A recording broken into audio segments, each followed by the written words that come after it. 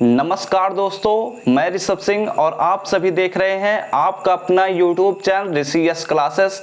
और आज के इस वीडियो में हम पढ़ेंगे बीएससी फर्स्ट ईयर के सेकंड सेमेस्टर के अंतर्गत जो हमारा सब्जेक्ट आता है केमिस्ट्री, उसमें जो हमारा पेपर है bio organic and medicinal chemistry के अंतर्गत जो हमारा यूनिट 2 आता है जिसका नाम है केमिस्ट्री ऑफ प्रोटीन्स, उसमें हम एक और लेक्चर लेकर आ चुके हैं। और इस लेक्चर में हम पढ़ेंगे dipolar nature of amino acid के बारे में। बेसिकली इस वीडियो में हम समझेंगे कि ज्विटर आयन क्या होता है, इसमें हम समझेंगे कि ज्विटर आयन कैसे बनता है, उसका क्या कॉन्सेप्ट है और इससे रिलेटेड आप सभी को नोट्स भी मिलेंगे।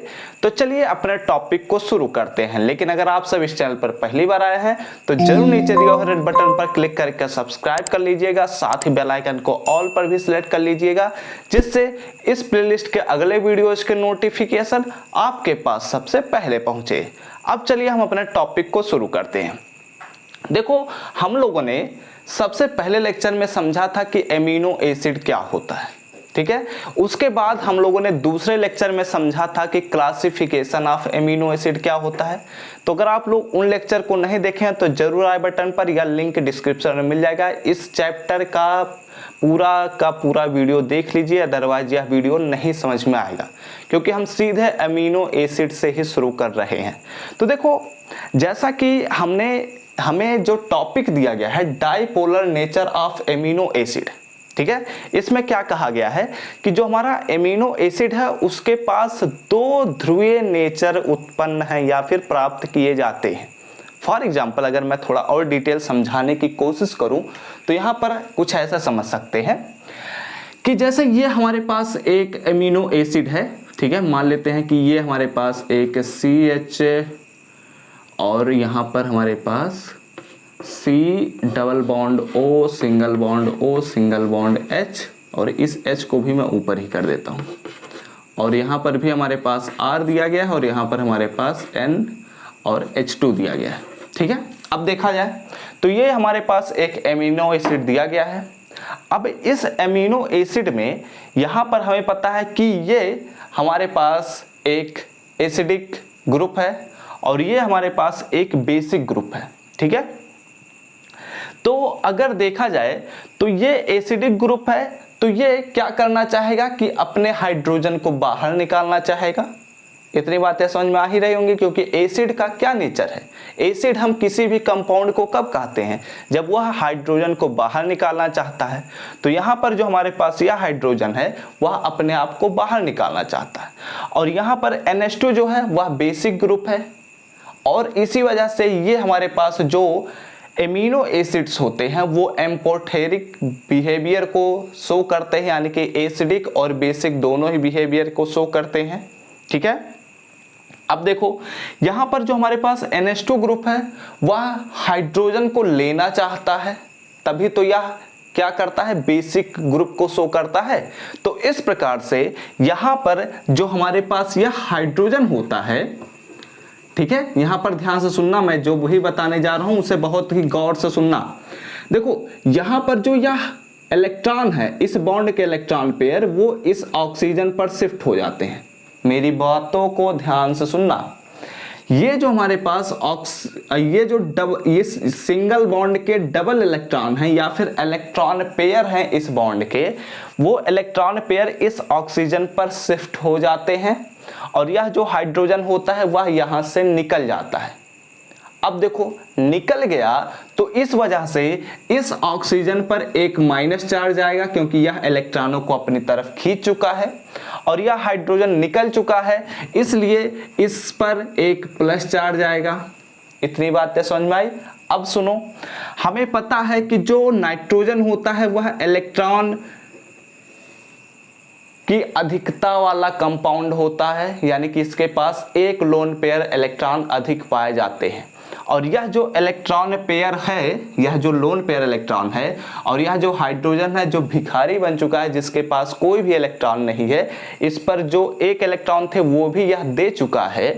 तो इस सिचुएशन में ये जो इलेक्ट्रॉन पेयर हैं वह इस हाइड्रोजन को मिल जाते हैं, और इस वजह से यहाँ पर एक NH3 बन जाता है और इस N पर एक प्लस चार्ज आ जाता है। ठीक, इतनी बातें समझ में आई।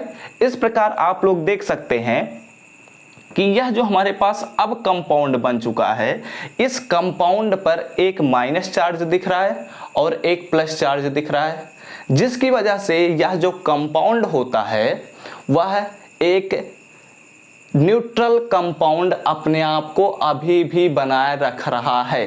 क्यों?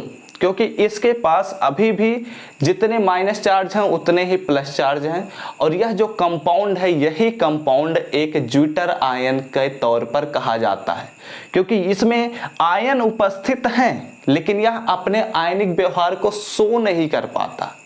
और यह जो एमिनो एसिड का नया फॉर्म परिवर्तित हुआ है, इसी को ही हम कहते हैं ज्विटर आयन। ठीक है, वैसे अभी इसके बारे में और भी डिटेल में हम समझेंगे, लेकिन यहाँ पर एक कॉन्सेप्ट मैंने आप सबको बताया कि कैसे एमिनो एसिड से बेसिकली हमें ज्विटर आयन प्राप्त होते हैं। ठीक है, ये हमारे पास एक कॉन्सेप्ट ही था। तो अब यहाँ पर हम लोगों ने समझ लिया कि हम लोगों ने यहाँ पर क्या समझा कि ज्विटर आयन जो हमारे पास एमिनो एसिड होते हैं इसमें डाइपोलर नेचर पाया जाता है। कैसे? द्विध्रुव नेचर, जिसमें कैसे पाए जाएंगे? जिसमें भी कोई भी कंपाउंड हमारे पास है, मान लेते हैं ये हमारे पास एक कंपाउंड है जिसमें दो मॉलिक्यूल्स हैं और इस पर डेल्टा प्लस या प्लस चार्ज है और इस पर माइनस चार्ज है, तो ये हमारे पास एक डाइपोलर कंपाउंड कहलाता है। वैसे ही यहाँ पर भी देखा जाए तो एक प्लस चार्ज है एक माइनस चार्ज है, इसलिए यह एक डाइपोलर कंपाउंड हो गया और यह डाइपोलर नेचर को शो भी करता है, यानी कि यह प्लस का भी बिहेवियर शो करता है और माइनस का भी बिहेवियर शो करता है, इसलिए इसे हम डाइपोलर कंपाउंड कहते हैं या डाइपोलर नेचर शो करना कहलाता है। समझ में आ गई बात? अब चलो इसमें हम कुछ चीजें और डिटेल में समझेंगे, लेकिन पहले कुछ चीजों को लिख लेते हैं। जो ज्विटर आयन का कॉन्सेप्ट है वो हम लोग समझ गए, यही ज्विटर आयन है और कुछ अलग नहीं है zwitter ion. Zwitter ion basically जब किसी भी एमिनो एसिड को किसी एक्वस सॉल्यूशन में डाल देते हैं, ठीक है, वैसे सॉलिड स्टेट में भी हो सकता है, लेकिन मान लेते हैं कि हम एक्वस सॉल्यूशन में डाल दिए, तो जब एक्वस सॉल्यूशन में डाल दिए तो उसमें जो हमारे पास एसिडिक ग्रुप था उसका हाइड्रोजन ही उसके बेसिक ग्रुप के पास चला आए और इस पर इस ऑक्सीजन पर माइनस चार्ज आ जाए और इस नाइट्रोजन पर प्लस चार्ज आ जाए। यही हमारे पास जो कंपाउंड या जो नया आयन बना होता है उसी को ही हम कहते हैं ज्विटर आयन, और यह एक न्यूट्रल आयन होता है। यह बात ध्यान में रखना कि यह एक न्यूट्रल कंपाउंड होता है। आप सबसे एग्जाम में पूछा जा सकता है कि ज्विटर आयन जो हमारे पास होता है क्या वह एक न्यूट्रल कंपाउंड होता है या फिर हमारे पास एक एनायन होता है या एक कैटायन होता है। ठीक है, तो आप सबको बताना कि यह एक न्यूट्रल कंपाउंड ही होता है। तो चलो अब इसमें हम कुछ चीजें नोट करते हैं, उसके बाद हम और भी आगे चीजों को समझेंगे। दोस्तों थोड़ी इलेक्ट्रिसिटी की समस्या हो गई क्योंकि आज मेरे यहाँ इलेक्ट्रिसिटी ही नहीं रुक पा रही है। थोड़ा सा मतलब अभी जस्ट 12 o'clock पे आया है, रात में 12 बजे के करीब लाइट आया है, तो मैं जगह ही था तो मैं सोचा शूट कर लेता हूँ इस वीडियो को और आप सभी को आज प्रोवाइड कर देता हूँ। लेकिन आई थिंक अब शूट नहीं हो सकता क्योंकि इलेक्ट्रिसिटी जा चुकी है और एक बल्ब से काम नहीं चल पाएगा, यह मुझे पता है, क्योंकि आप सबको क्लियर ही नहीं दिखेगा तो फ़ायदा ही क्या है पढ़ाने का। तो इस वीडियो को यहीं पर हम समाप्त करेंगे। आप सबको मैंने ज्विटर आयन का कॉन्सेप्ट समझा दिया है और कुछ यहाँ पर नोट्स लिखे हुए हैं। ये सभी चीज़ें आप लोग अगर स्क्रीनशॉट लेना चाहते हैं तो ले लीजिए और ये सभी चीज़ें हम आपको टेलीग्राम ग्रुप में प्रोवाइड कर देंगे। और आप सबको परेशान होने की ज़रूरत नहीं है, हम अगले वीडियो में यहीं से ही शुरुआत करेंगे। हम लोगों ने ज्विटर आयन का केवल कॉन्सेप्ट समझ लिया था और उसके आगे हम यहीं से शुरुआत करेंगे और आइसोइलेक्ट्रिक पॉइंट तक पढ़ेंगे। ठीक है, तो इस वीडियो को यहीं पर समाप्त करेंगे और आपको कोई परेशान होने की ज़रूरत नहीं है, हम सब कुछ पढ़ाएंगे।